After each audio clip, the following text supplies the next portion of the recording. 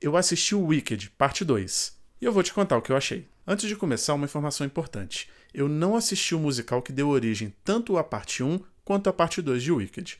Ou seja, antes mesmo de assistir a parte 1, o que eu sabia do musical eram coisas muito ínfimas. A primeira coisa delas é que a história precedia o que acontecia antes do Mágico de Oz de 1939. A segunda coisa eram duas músicas que furaram a bolha e acabaram chegando para mim, já que elas eram muito adoradas e eram muito famosas também. Dito isso, quando eu assisti o Wicked parte 1 no ano passado, eu fiquei muito surpreso com o filme que eu encontrei e muito feliz também, porque eu, fã de musicais, eu encontrei tudo que a gente procura num bom filme desses. Duas protagonistas com uma jornada muito bacana para ser construída e para ser seguida, um visual estonteante, seja em figurinos, seja em locações, seja em efeitos visuais, e principalmente, muitas boas músicas presentes ali no filme. Mas, mesmo tendo gostado da parte 1, eu confesso que eu saí do cinema com uma pequena pulguinha atrás da orelha. Quando eu falei que eu conhecia duas músicas antes de assistir ao filme, eu esperava que uma estivesse na parte 1 e uma estivesse na parte 2. O que não aconteceu, as duas estavam na parte 1. O que me acendeu um alerta vermelho. Se as duas músicas mais famosas e mais reconhecidas do musical estão justamente na parte 1, o que vai acabar sobrando para a parte 2? Ele vai conseguir chegar no nível que esse filme chegou? A resposta não é tão boa assim. Wicked Parte 2 não chega no mesmo nível que a parte 1 e não só não atinge essa barra, como está muito, muito abaixo dela. Sobre esses problemas eu vou tentar esmiuçar um pouco eles, mas eu vou começar pelo primeiro. A trama está muito estufada, tem muito personagem e muita trama e subtrama para acontecer. E a coisa vai ficando um pouco mais séria à medida que os acontecimentos vão avançando e o filme vai encontrando os acontecimentos do Mágico de Oz.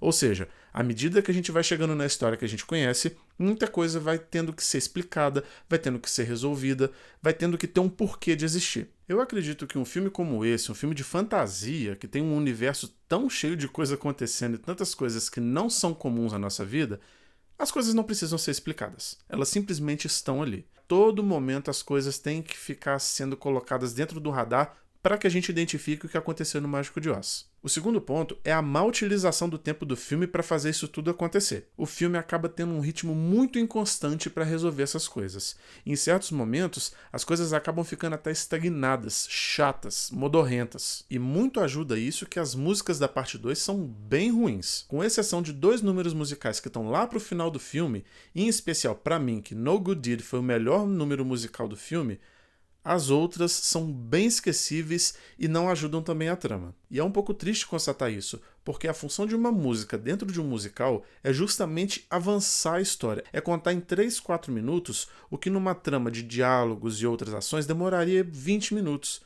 E o contrário acontece aqui. As coisas ficam estagnadas quando as músicas entram. E outro fato interessante de ser notado é que depois que eu assisti o filme, eu acabei descobrindo que duas músicas que estão nele não são originais do musical do teatro.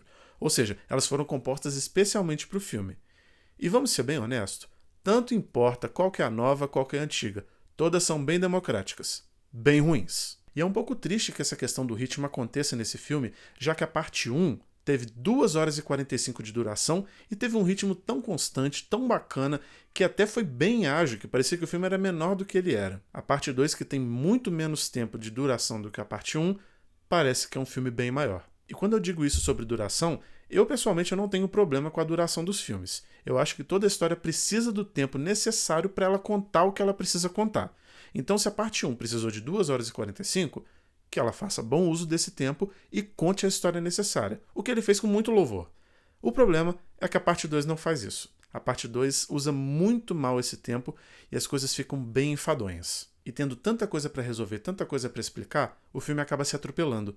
Porque muitas das coisas que acontecem acabam se contradizendo em cenas seguintes, inclusive. A própria cena de No Good Deed, que é a música que eu gostei do filme, a Elphaba fala uma coisa muito específica na música de que ela nunca mais vai fazer. E logo em seguida, na cena seguinte, ela faz.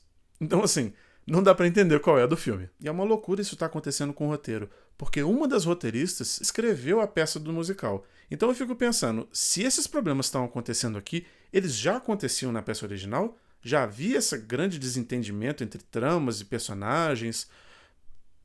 É uma loucura isso está acontecendo. Mas se o roteiro tá uma bagunça generalizada, eu confesso que tem coisas ali que me agradam muito. Logo que a gente chega em Oz e vê como tá a situação do reino, o filme traça paralelos, não se aprofunda neles, mas traça paralelos interessantes, de mostrar como que a ascensão de um governo totalitário acontece, como que o pão e circo de principalmente ter um herói para as pessoas adorarem faz parte desses governos, como o medo é uma forma excelente de controle e de poder, principalmente quando você coloca um inimigo para as pessoas odiarem e colocarem toda a culpa das coisas não estarem dando certo. Tem também um comentário um pouco mais velado sobre eugenia, especialmente sobre os animais que estão sendo obrigados a sair de Oz, mas se o roteiro dessa vez decepciona, a parte técnica do filme segue o mesmo padrão de excelência do primeiro filme. A Cidade das Esmeraldas segue gigante, deslumbrante, magnânima do jeito que ela é, e outros ambientes que a gente também não conhecia, como a casa da Elphaba, que está no meio da floresta de Oz agora, e da Glinda, que tem um palacete impecável para poder sustentar toda essa pose que ela está mantendo agora. E os figurinos do filme também continuam impecáveis. Os próprios figurinos da Elphaba mesmo, que no primeiro filme pareciam muito apertados, muito justos, que de certa forma até limitavam a forma dela de andar, agora estão mais esvoaçantes, aparentam ser mais leves e estão condizentes com a personalidade que ela está adotando agora. Os figurinos da Glinda seguem aqueles bolos de aniversário enormes e incríveis que eles são, por sinal, e o figurino inclusive dá uma dica interessante sobre dois personagens que vão sofrer uma transformação importante no filme. Tem golas muito altas, que demonstram que eles estão presos numa situação, tão sufocados onde eles estão no momento. E tem padrões de cores muito específicos que de certa forma acabam dando um spoiler do destino deles. Isso é bem legal. Comentando um pouquinho sobre o elenco, eu acho curioso como o filme, de certa forma, desenha toda a situação para transformar a Glinda em protagonista dessa vez. E isso acontecendo permite um pouco mais de tempo para que a Ariana Grande, que no primeiro filme eu fiquei completamente surpreso com toda a capacidade dela de humor e de dramaticidade, possa ter mais espaço. E olha, a Glinda dela é muito boa. Ela segue defendendo essa personagem com unhas e dentes e segue mostrando ainda mais todo o talento cômico que ela tinha mostrado no primeiro filme, incluindo o humor físico, que eu acho que é uma coisa dificílima de se fazer, tanto o talento dramático, que está exigindo muito mais dela, e olha, ela tira de letra, tá? E do outro lado, um pouquinho menos protagonista, tá a Cynthia Erivo como a Elphaba. A Cynthia Erivo, que é uma atriz que eu sou completamente apaixonado, que sempre tem uma energia muito interessante para os personagens dela, sempre coloca muita intensidade nos seus papéis, sem contar naquela voz de anjo que ela tem, e que eu poderia ouvir ela cantar Parabéns pra Você por 3 horas sem o menor problema. Aqui, ela continua tendo muito mais espaço para explorar as diferentes coisas que acontecem com a Elphaba durante o filme. E olha, essa mulher passa por um bocado de coisa, viu? Já a Michelle Yeoh, que interpreta a Madame Morrible, eu acho que ela não tá muito bem nesse filme mais não. Eu acho a Michelle Yeoh uma das poucas atrizes que sabe interpretar uma megera na medida certa, sem ser muito caricata, mas com todo o desprezo a tudo e a todos que precisa ter. No primeiro filme, eu acho que isso funcionou brilhantemente, mas no segundo a coisa tá um pouco patinando. Se é para ela interpretar uma megera, que seja uma megera completa. Mas dessa vez, ela lidando não só com a maldade que tem dentro dela, mas também com a falsidade de tentar passar uma imagem que não é dela, a parte da falsidade não tá saindo tão legal, não. Então, eu não acho que ficou legal dessa vez a Michelle Yeoh, não. Já o Jonathan Bailey, que faz o Fiero, tá tentando acompanhar as protagonistas, mas eu acho que ele tá um pouco sabotado pelo roteiro, que não tá colocando muita coisa importante e muita coisa interessante pro Fiero fazer. Mas ele, que tem uma energia muito contagiante e uma presença muito forte no filme, tá entregando carisma de sobra e tira nota 6. Vamos lá. Já o Jeff Goldblum, ele tá fazendo ele, como em todo filme ele tá fazendo ele mesmo, tá se divertindo como mágico e tá tudo bem. É o Jeff Goldblum. A gente perdoa. Bom, agora eu vou começar a falar de coisas mais específicas do filme, ou seja, os famosos spoilers. Então, se você não assistiu o Wicked Parte 2 ainda, eu sugiro que você pule para esse minuto aqui e depois volte quando tiver assistido o filme. Quando eu comentei que a trama do filme tá muito estufada com muito personagem, muitos deles acabam tendo tramas tão superficiais que, honestamente, elas podiam ter sido tiradas do filme sem o menor problema. E aqui eu coloco especificamente a Nessa e o Boq. Vamos ser honestos, gente. O que a Nessa tá fazendo nesse filme? Qual que é a necessidade dela estar aqui se não precisassem que a casa da Dorothy caísse na cabeça de alguém? E outra, qual que é a necessidade de colocar o Boq como Homem de Lata e o Fiero como Espantalho? Primeiro eu vou falar do Boq, que virou Homem de Lata. Honestamente, não tinha necessidade dessa transformação. Até porque, depois que ela acontece, ele fica completamente perdido na história. A gente só vai rever ele quando a Dorothy está se juntando para ir atrás da Bruxa Má, e aí aparece ele revoltado querendo tirar as contas com ela. Mas depois disso a gente nem volta a ver ele da história, ele some. E olha que é um personagem importante para a trama do Mágico de Oz, mas que para o Wicked pouco importa, tanto faz. Não precisaria que ele tivesse virado Homem de Lata. O Homem de Lata poderia ter existido à parte, mas não com o personagem que a gente já conhecia desse filme. Ou seja, essa transformação foi completamente desnecessária. Outra coisa, a transformação do Fiero no Espantalho. Ô, gente, não faz o menor sentido isso. Que ideia podre que eles tiveram, cara. Até porque depois de transformado, o Fiero vai na jornada com a Dorothy. Ou seja, ele ajuda ela a chegar nos lugares que ela precisa, ir no mágico, ir no castelo da Elphaba. Então, se ele tá a favor da Elphaba, por que ele tá com a Dorothy tentando acabar com ela? Assim, até bonitinho no final, depois quando a Elphaba fala sobre ser bonito, sobre enxergar as coisas de outra forma, mas eu não acho que ele precisava ter virado o Espantalho. Poderia ter sido outro personagem. E quando eu falei que o roteiro tinha coisa demais pra resolver, ele acaba resolvendo elas de uma maneira muito preguiçosa. Por exemplo, quando o Fiero fala com a Elphaba do castelo que a família dele tem, a única coisa que ele diz depois é: o lugar tá cheio de esconderijo secreto. Gente, na hora que ele falou isso, eu matei no mesmo segundo que ela não ia morrer, que ela ia se esconder em algum lugar e sobreviver à água que a Dorothy jogaria nela. E tantas outras situações que os diálogos são pavorosos. Aquela discussão que a Elphaba e a Glinda têm na Estrada de Tijolos Amarelos logo depois que a Nessa morre. Nossa, que cena vergonhosa. Dá até dor física de tanto constrangimento. E eu vou destacar aqui a coisa que mais me incomodou, seja na parte 1, que foi em menor quantidade, seja na parte 2, que ali realmente foi um desastre.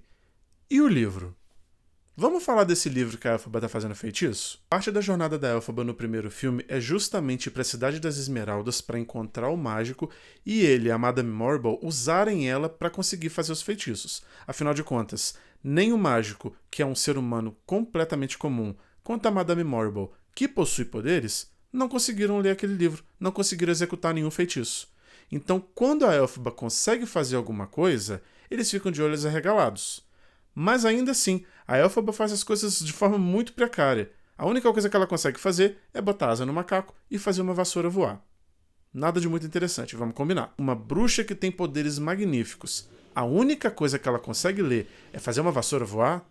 Ô, gente, me ajuda aí. Se as coisas estavam um pouco mal explicadas na parte 1, aqui estão completamente mal explicadas. Como que a Nessa consegue ler aquele livro, ler de forma aleatória e consegue fazer um feitiço contra o Boq? Quando chega no final do filme, que a Elphaba dá esse livro de presente para Glinda, ela dá a justificativa de que você vai precisar aprender a ler esse livro.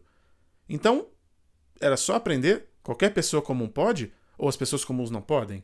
Ou, se você quiser ler errado, o feitiço sai? Olha, esse livro é uma bagunça e ainda deixou a trama mais confusa ainda sobre a real função dele e quem conseguiria usar ele. E por fim, realmente mostrando como que a parte 2 não consegue se equiparar ao filme anterior. Se no fim da parte 1 a gente foi mandado para fora do cinema com Defying Gravity naquela cena absolutamente apoteótica e catártica, o que a gente tem na parte 2? As duas cantando uma música de maneira mais chinfrim possível e a cena final, quando elas tentam recriar o pôster da peça da Broadway, mas feito de uma maneira muito horrorosa, muito mal captada, demonstra a falta de cuidado que houve nesse filme. Demonstra a falta de zelo mesmo com as coisas.